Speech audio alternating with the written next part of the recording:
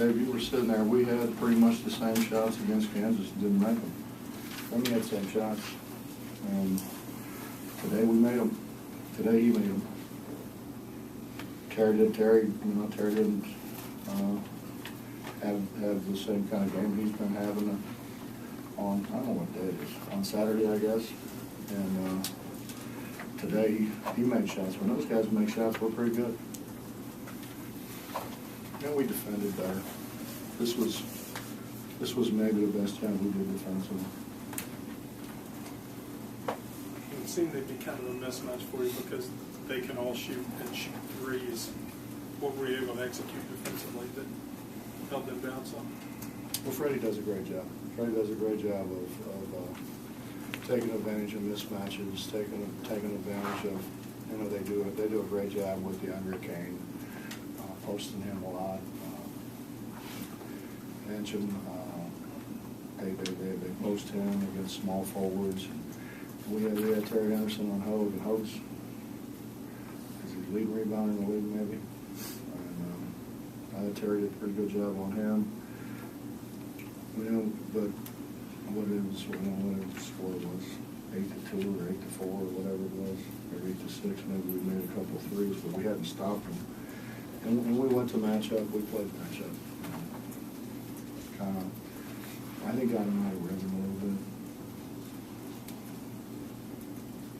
Bob, I tried to count during the game. I think Iowa State only made 5 baskets from beyond 10 feet. Almost all their shots were layups.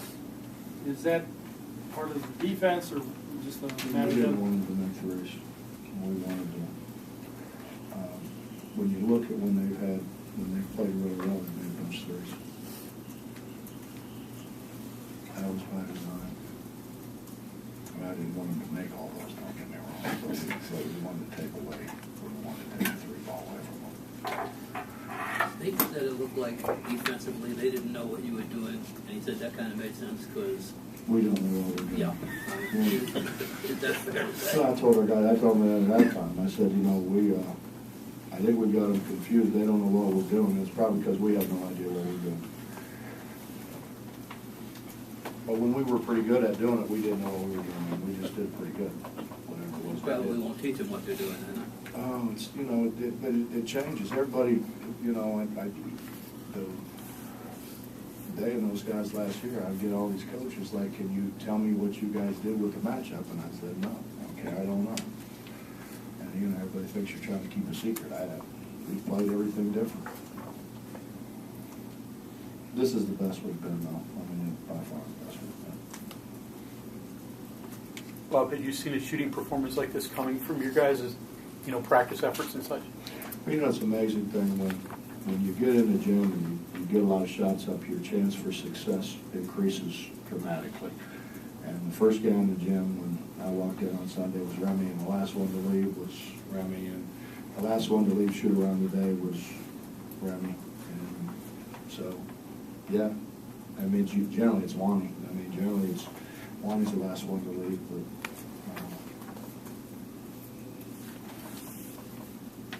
I guess it doesn't guarantee success, but it sure gives you a better chance.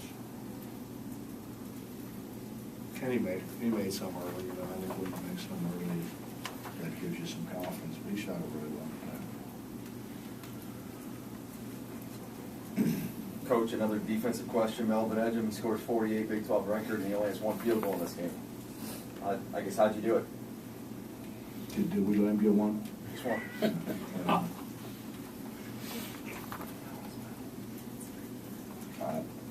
We just changed defenses, that's all. We didn't do anything special. We changed defenses. They were trying to isolate him on the block, and he's a heck of a player.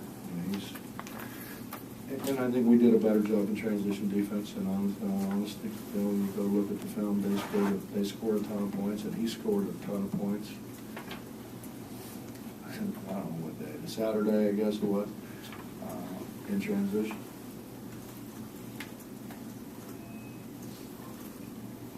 Bob, does the flagrant 2 foul have any effect on Aaron the next game? No. Mm-hmm.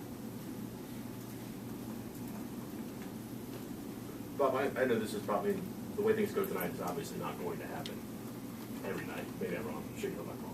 But you've played pretty well offensively since that Baylor game.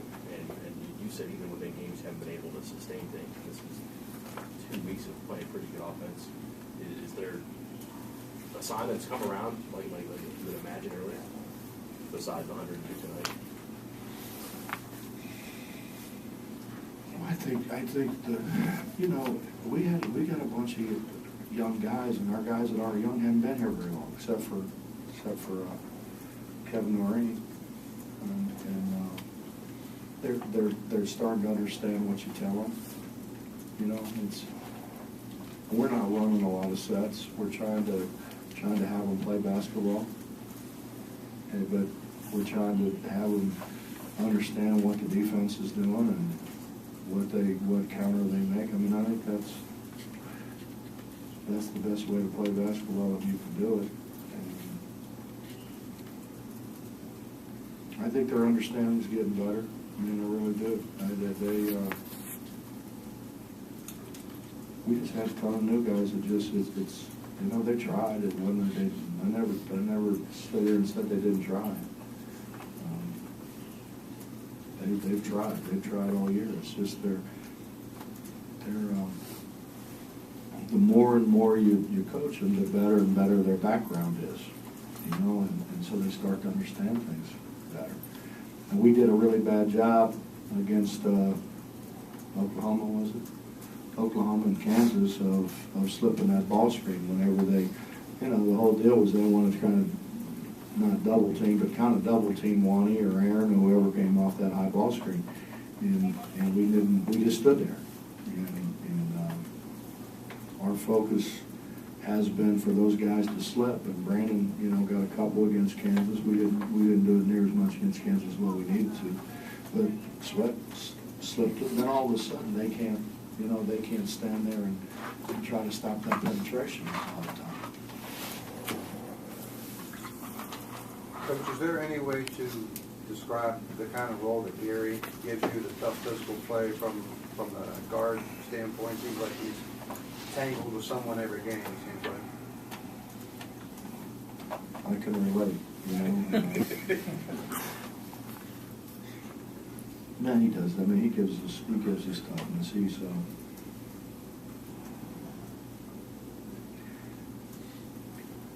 I'm trying to get Gary to understand he can't guard all five of them. He tries. He just runs from man to man. Whoever's got the ball, you know, he's like a dog chasing a bone. And invariably, you know, somebody ends up being open, and he's getting more and more disciplined in that regard. I mean, we want him to play hard, and we want him to do the things he does, but he has to do it in the team concept. And he's getting much better at that. And players were talking about how you discussed NCAA tournament chances with them. Just I don't lie to him, Justin. Right. I mean, I think the worst thing that could happen is at the end of the year they would say to me, you know, I wish you would have told us. You know, like, you know, I've done it all along. And there were people who said, well, are you putting pressure on them? I mean, if I was them, I'd want to know. I'd want to know what you got to do. I mean, you know, what our RPI is, what the people's RPI is we're playing, and what we got to do to get our RPI in the range that, you know, we're talked about as an NCAA tournament team, and you know that's what I'd said to Mitch. And I'm joking with Mitch, but it's the truth. It's a marathon. It's not a sprint. You know, we're not sprinters. We're marathon guys. It's a long year. do these last 4 or 5 wins though kind of counterbalance some of those losses at the beginning of the season? Well, I bet you we could take a poll here, and most people would say we wouldn't lose those now. Yeah. We're a lot better.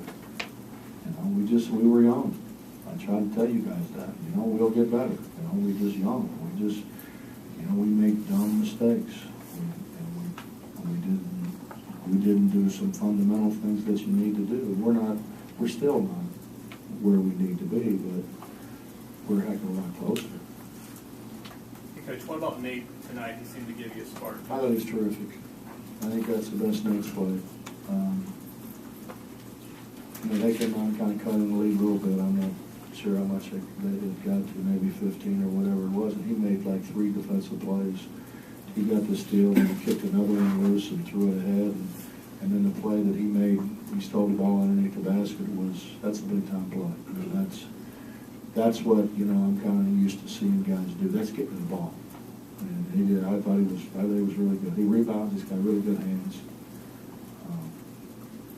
He's got to stop fouling 3-point shooters. But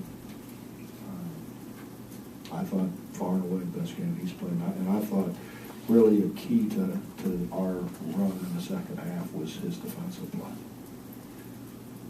Well, when you're talking about going back to some of those earlier games, back maybe to Virginia Tech and all that, now, if there's one thing you could point to that you're most proud of at this point, bringing this team was on the thing. They're good guys, Mitch. They're good guys. They didn't point fingers at each other. They didn't. They didn't get down. They came in every day and came to work. And I think that's what you're supposed to do. And that's what we talk to them all the time. I mean, that's what this state is. A whole bunch of people who wake up every morning and go to work. Whether they're not feeling well or, their leg hurts, their arm hurts, or their head hurts, or whatever, they have to go to work. And that's what these guys have done. I mean, if you think about it, we got guys playing through a lot of stuff. When Aaron Harrison, you guys were there, somebody hurt his ankle at the Kansas game. He was limping around yesterday. He played through it. We've had guys sick. Guys, banged up. They've showed up and played. Brandon Watkins got his teeth knocked out, came back and finished practice. That's more what I'm used to. We had some guys a year ago that, God, you'd have thought they weren't going to live. This is really a good bunch of guys. And the neat thing is, Aaron had some big games, and they were really happy for him. Really, really happy for him. I mean, not putting on the show, but genuinely happy for Aaron. And then when Terry had big games, they were really happy for Terry. And when Lonnie had big games, and they're all down there now. They're really, really happy for Remy. They understand. They're only there talking about Nate. They understand what Nate did, and I think that's a sign that they're starting to get it. They're starting to understand what we've got to do to continue to be successful. With that being said, this is a hard leg, man. This is a hard leg. Is it possible that Juwan is getting faster with the ball? No, we got to get him some rest, so he doesn't slow down, though. Flying home from Kansas, did you, by any chance, grab Terry aside or anything? I feel you had to talk to him or anything like that after that game? Bob, he went, virtually from person to person after the game and apologized and said, this was on me. I didn't play well. I let you down. And he went to the coaches, he went to the players, that's what I'm saying. They're good guys. They're not finger pointing. He could have said I was sick, He didn't. He just said, this is on me. I've got to be able to play through it. And Mitch, that's what we've always done, and that's why I love my guys so much, because they don't make excuses. They don't cry about things. They show up every day and go to work, man. Will you back off them a little bit? I think you have one game. Yeah, Tuesday we will. Tomorrow. We're not going to go very long on Wednesday. We're going to go, we got some things we got to fix. And we're going to try to fix those on Wednesday, and then Thursday, Friday, we'll get back to the normal routine of what we always do. Then you've got next week pretty much off too. Yeah.